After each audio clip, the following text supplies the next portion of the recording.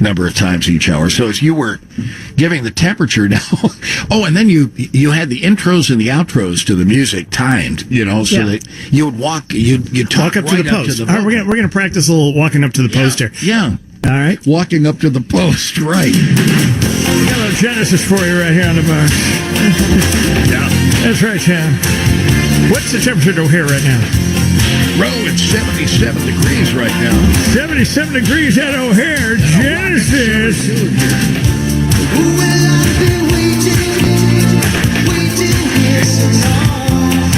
I remember there were rules, like if they sang the name of the song in the opening verse, you weren't allowed to say the song. You could only give the artist, and then you'd let the vocalist sing the name of the song. Did you ever get into that?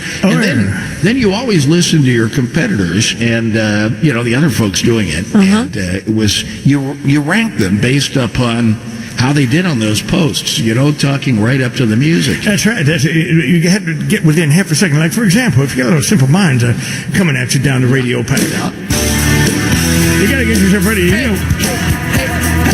You might have seen this in the John Hughes film or two throughout the years. Simple Minds. Let me ask you a question, Tom. Are you going to forget about me, or am I going to forget about you? 79 at O'Hare. See, well done. You would get an A+. Yeah. I mean, that was totally nailed it. That was magnificent. So the hey ohs don't count. That's not the post, right? Yeah. Like. I don't know. I can't believe I have to explain this to you people. This is super. This is what we get paid the big bucks for in the radio. I know. And did you have jingles like to transition from one song to another? Oh yeah. We had like you'd call it the sweet and the fast jingles. So if you sang the call letters slowly, coming out of a slow song, and you were going to a fast song, then you'd speed up at the back end of the jingle. That's right. It's called a transition. You got to make a smooth transition right there. So you got a sweeper. Yeah. You got your jingles. You got your posts. You got there's a lot of stuff. For example, I think being a DJ is a lot like being a doctor or a lawyer. Yeah, really? About 3 years of school before you learn exactly how to talk right up to the post. Yeah. There is a. Do the cheesy DJ, a neck to it. When they all get together, do they make fun of each other when they miss the post? Like, oh yeah, heard you last night. You get nicknames for doing that. You're old Miss the Post Row. You don't want to be that. No. Yeah. There's nothing sexier than a woman with an axe. I'll tell you that right now. We got some Joan Jett on the Big G, WGN 75 right now at O'Hare. Wow. It's unbelievable. This is why he gets the big bucks, because he's got this whole thing down Miss pat. the post row. I don't think I've heard him miss the post yet. No, not at all. I'm telling you. Not Isn't once. that something? I got to tell you, I was, you know what? A little wet on that post right there, as we like to say. Okay, that means I get a little soon, a little previous, as we like to say. What's the perfect? The half a second? That's what you're going for there, or 1 second? Now you're going for right on it. Right you on got to land right on that post. Without trampling. Nothing. That, you know what? You don't even want to be a tenth of a second. For example, guy got this. His Lips Incorporated little music right here.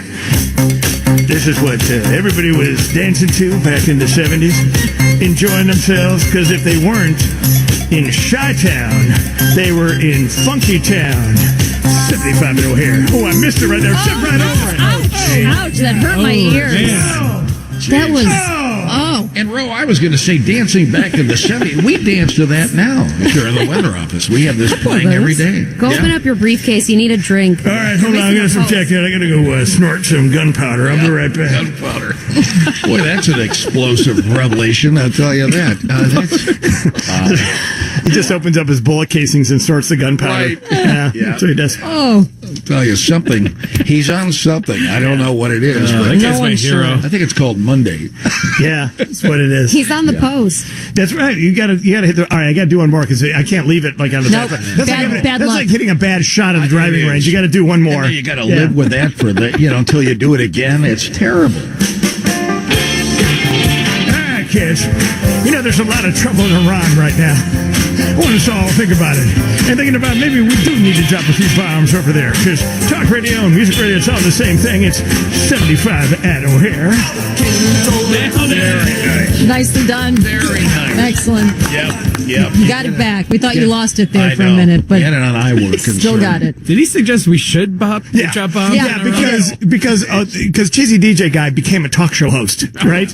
Everybody More money in it. Everybody who's a music guy in the 70s and 80s became talk show hosts as soon as they decided that, hey, you know, I can make fun of people. If I say all the stuff I'm already thinking in my head, I can make money for it. Sure. Yeah. Well, and you explained that to me, Rush Limbaugh, and who else did you put? Glenn Beck. Yep. All maybe cheesy DJs back in the day. Yeah.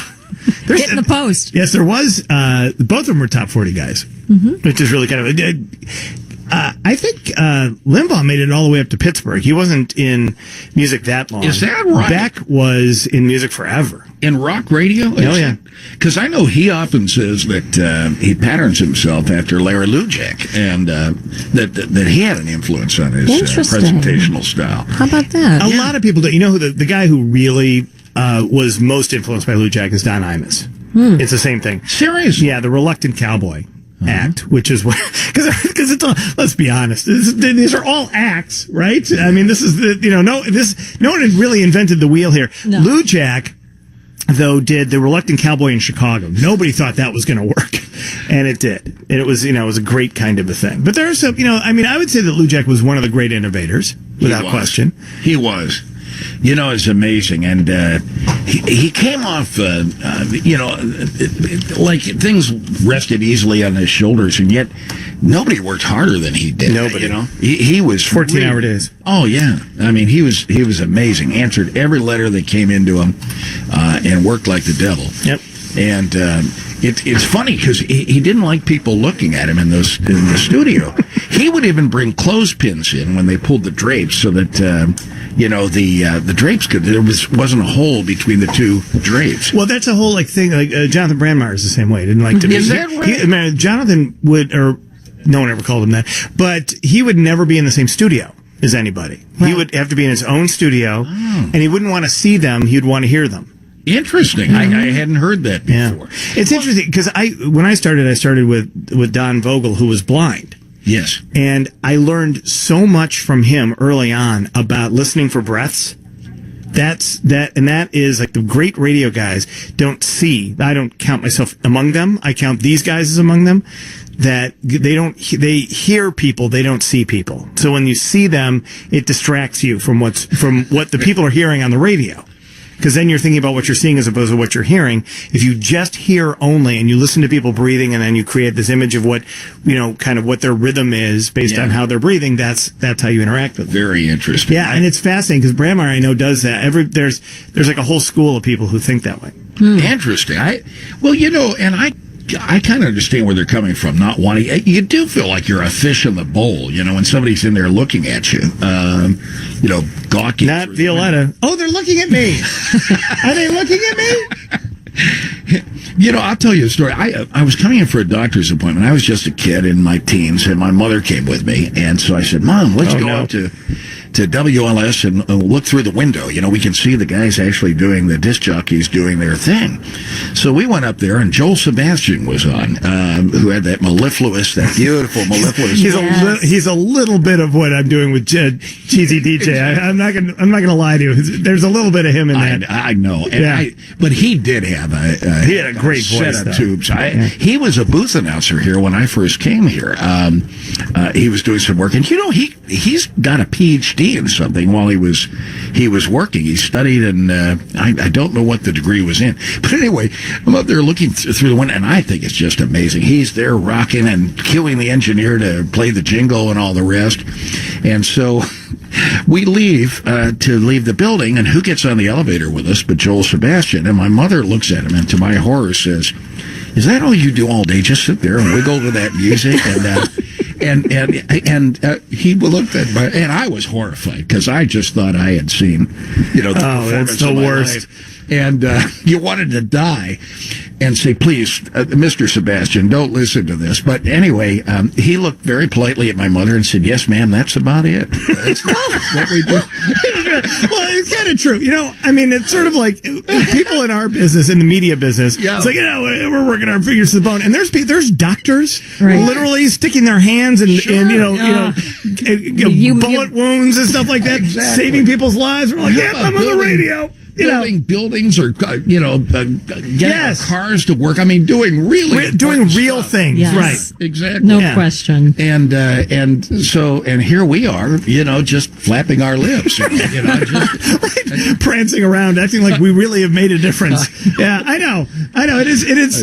There's a guy like literally right now. There's I think 30 cranes up in the air right now in Right. downtown Chicago, building buildings. Oh. There's some guy walking on 6 inches of beam Yeah. somewhere. with a 400-foot drop under him. Yeah, and he's like, and what are we doing? I'm like, I'm on there, we're talking a little radio out there right now. And on top of it, we're doing it in an air-conditioned environment. on Right. top of it, Right. it's Not not much manual labor We're keeping attached him to it. company. God, He's for- listening to us up there. And we're worried about hitting the post. He's worried about hitting the pavement. Right, exactly.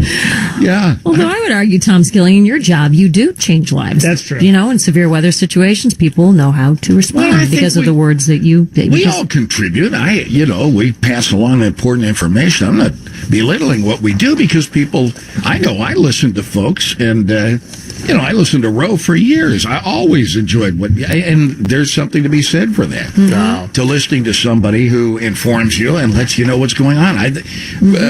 We shouldn't totally belittle what we do, but I know. But by comparison, it's like Right. There's a lot of people taking it way too seriously. By the way, Tom Skilling being brought to us by Permis Hill Basement Systems. We need to get that in.